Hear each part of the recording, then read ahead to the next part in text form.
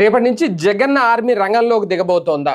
వాస్తవానికి డోన్ పర్యటన జరగబోతోంది జగన్మోహన్ రెడ్డిది. అయితే ఈ పర్యటనలో ఆయన సొంతంగా సెక్యూరిటీని ఏర్పాటు చేసుకున్నారు.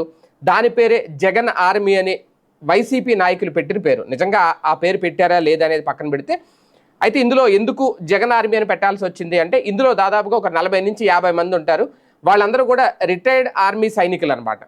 వాళ్ళందరూ ఆర్మీలో పనిచేసిన వాళ్ళు, రిటైర్డ్, వాళ్ళందరినీ తీసుకున్నారట. దాదాపుగా వాళ్ళందరూ జగన్ చుట్టూ ఒక వలయలా ఉంటారు, భద్రతలా కాపాడతారు జగన్మోహన్ రెడ్డిని. ఎవరూ కూడా క్రౌడ్ ఎక్కువగా రాకుండా, జనం ఆయన దగ్గరికి రాకుండా. ఎందుకంటే Z+ కేటగిరీ సెక్యూరిటీ ఉందని చెప్తున్నారు, కానీ అది ఎక్కడా కనిపించట్లేదు అనేది. అంటే ఉన్న పోలీసులు ఇప్పుడు జగన్ పర్యటనలో 2000 మంది పోలీసులు పెట్టాం, 3000 మందిని పెట్టాం, 1000 మందిని పెట్టాం అని చెప్పి చెప్తున్నారు. కానీ అదంతా జగన్ దగ్గరికి జనం రాకుండా అడ్డుకునేందుకు, కానీ జగన్ని కాపాడడానికి కాదు అనేది. ఈ నేపథ్యంలోనే ఇప్పుడు జగన్ ఆర్మీ రంగంలో దిగబోతోంది రేపటి నుంచి.